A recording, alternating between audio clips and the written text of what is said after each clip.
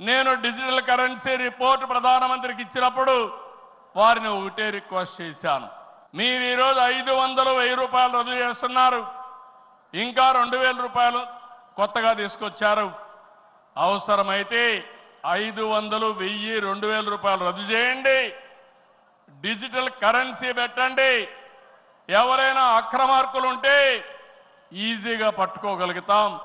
ఇవన్నీ రద్దు చేయమని కోరాను. ఈ సభ సందర్భంలో మళ్ళీ ఒకసారి డిమాండ్ చేస్తున్నా.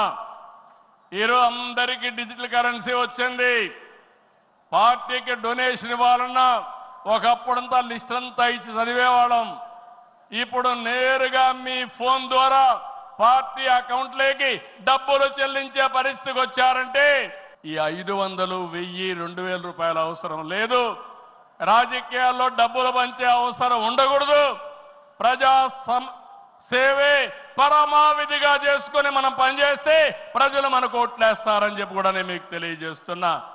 మీరు నాతో ఏకీభవిస్తున్నామంటే అన్ని పెద్ద నోట్లన్నీ రద్దు చేయాలని గట్టిగా చప్పట్లు కొట్టి హర్షాన్ని, ఆమోదాన్ని తెలియజేయండి.